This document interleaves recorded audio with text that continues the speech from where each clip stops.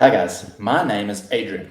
I am a registered dietitian and a sports scientist that's here today to chat to you about insulin resistance, and its role in the development of diabetes. What insulin is a hormone that's produced in your pancreas, an organ that's like a little gland just behind your stomach that produces this hormone insulin so that it can go around your body and act on cells that are in your muscles or your liver or your fat to move glucose from your blood into the cells and keep a nice safe level of glucose. When glucose is too high or too low, it comes with risks to your health. So your body wants to control that in a little band and keep things in check. And how it does that is by moving it from your blood into your organs. After you've eaten a meal that contains any carbohydrate, your body will break it down into glucose. That increases the level in your blood, so your body wants to move it away. I often think of insulin as a little key. It's the gatekeeper to moving that glucose from your blood into your cells, and the key in a lock is a nice analogy to use for it. So if you think that you've got these little keys that are going around your body, and there's a lock on this cell that needs to get opened to allow the glucose to move from the blood into there, and it goes in, opens it up, door opens, and the glucose can go into your cells. So you've got a whole lot of these little keys floating around. That is insulin that's made in the pancreas, and its job is to move the glucose from your blood into your cells.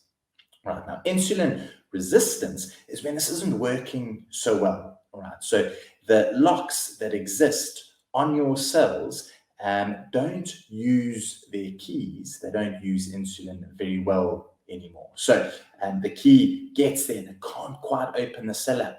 It's not really working. So your cell is becoming resistant to that key. It's a little jammy lock that doesn't work so well anymore. So what your body starts doing, it produces a lot more keys, more and more keys. And you'll see when you have your blood tested for insulin resistance, one of the signs of it is that all of a sudden there's a lot more insulin that's being produced because your body is trying really hard to open all those locks. So it produces more and more of it to try and make it work. Over time, it then starts to reduce. You might not produce as much insulin anymore, and your blood glucose slowly starts to creep up. So because your body can't respond to the little messages that it's being sent to say, open these locks, I need to move the glucose into the cells, you start to become resistant. Your blood glucose levels and readings start to increase, and over time that develops into type 2 diabetes. So type 2 diabetes is just over time, the longer this resistance carries on, the higher your blood glucose levels become and the more dangerous it becomes to your health.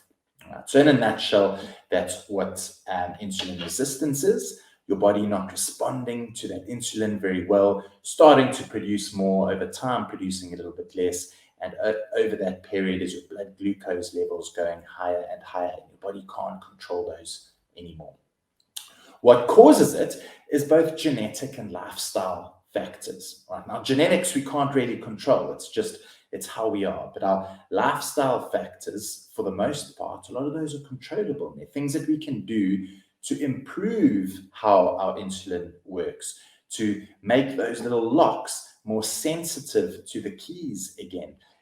Just because your insulin resistance isn't looking great and the outlook's not perfect, it doesn't mean that's how things are going to be forever. So the things that we can modify, the things that we can change, we can improve how well those little keys are working and how well they are opening the locks to move the glucose into the cells where we want it to be.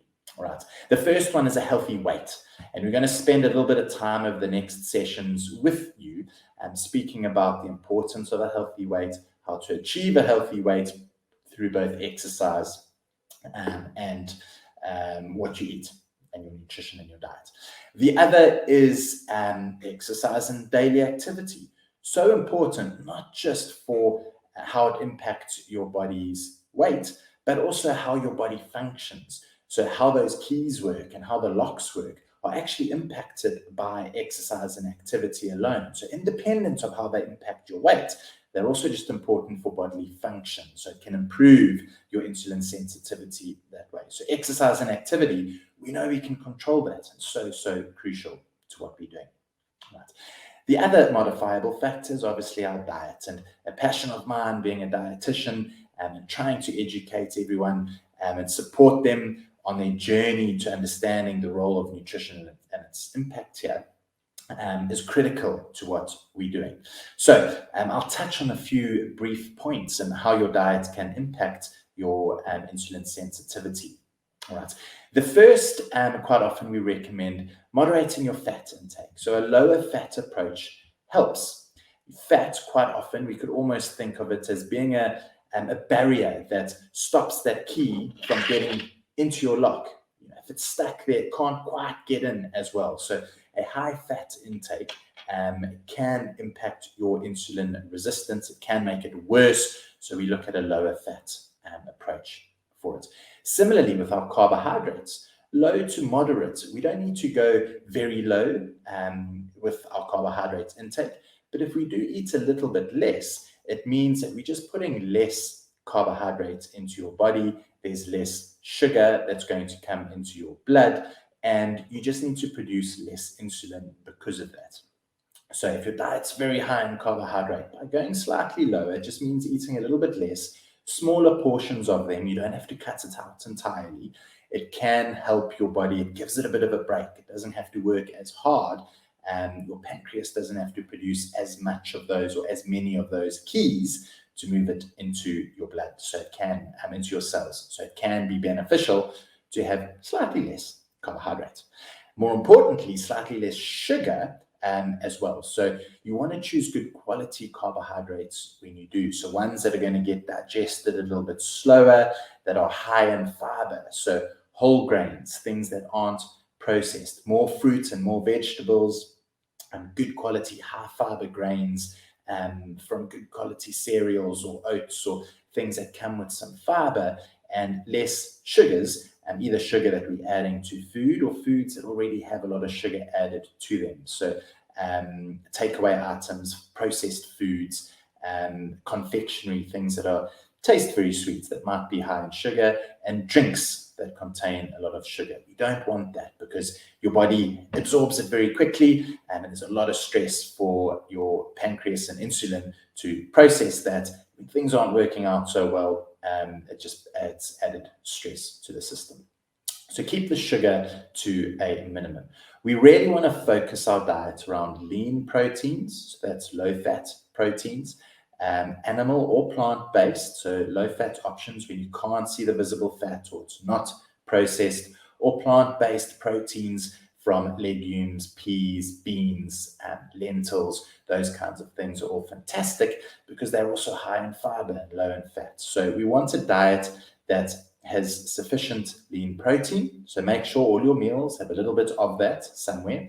And you want to make sure it heavily relies on plants. Right? So fruit and vegetables are fantastic, high in fiber, loads of vitamins and minerals, really good things going on there. Diet really to help control insulin resistance or improve it should be lean proteins, plenty of plants from fruits and vegetables, and then a low to moderate intake of other carbohydrates and added fats. In a nutshell, it's an approach to improving how your insulin is going to operate, reducing the load on the body to produce it, and give yourself a bit of time to recover and improve and show better sensitivity to carbohydrates in the diet. On top of that, keeping a healthy weight, which we're going to chat about in our next session, and being active and finding the exercise that's going to work for you.